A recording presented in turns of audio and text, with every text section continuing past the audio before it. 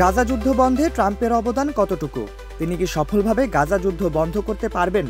যদি তা সম্ভব হয় তবে কি গাজা আবার আগের অবস্থায় ফিরে আসবে? গাজায় চালানো ইসরায়েলি আগ্রাসন গত 2 বছরে যে ক্ষতি করেছে তা বোঝাতে গিয়ে বার্তা সংস্থা CNN-এ দেওয়া একটি সাক্ষাৎকারে এসব কথা বলছিলেন নিউ ইয়র্কের মেয়র পদের প্রার্থী জোহরান মামদানি। গত 10 অক্টোবর দেওয়া ওই সাক্ষাৎকারে তিনি আরও জানিয়েছেন, গাজায় যুদ্ধ থামলে তিনি ট্রাম্পকে কৃতিত্ব দেবেন, তবে 2টি শর্তে। জোহরান জানান, গাজায় যুদ্ধবিরতি বাস্তবায়িত হলে এবং তা শান্তি নিশ্চিত করলে তবেই তিনি ট্রাম্পকে এর কৃতিত্ব দেবেন।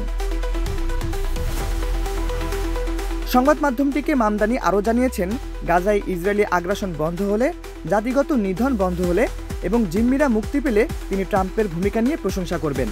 তিনি আরও জানিয়েছেন, আর এই কাজগুলো ট্রাম্পকে একসঙ্গে করতে হবে। জোহরান বলেন, গত 2 বছরে গাজায় যে পরিমাণ ক্ষতি হয়েছে তা কখনোই গাজা কাটিয়ে উঠতে পারবে না। কোনো চুক্তি ধ্বংসস্তূপকে আগের অবস্থায় ফিরিয়ে আনতে পারে না।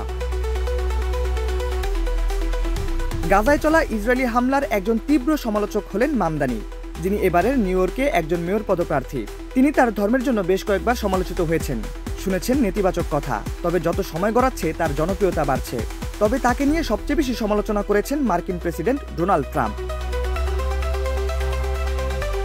মামদানি ডেমোক্র্যাট প্রার্থী থেকে পদপ্রার্থী হওয়ায় সময় অসময় বেশ কয়েকবার তাকে নিয়ে সমালোচনা করেছেন মার্কিন প্রেসিডেন্ট। এমনকি যখন মেয়র নির্বাচনের প্রচারণা শুরু হয় তখন মামদানির ঘোর বিরোধিতা করে ট্রাম্প বলেছিলেন, প্রয়োজনে নিউ ইয়র্ককে ফেডারেল বলে নিয়ন্ত্রণ করা হবে, তবু মামদানির মতো কাউকে শহরের মেয়র হতে দেওয়া যাবে না।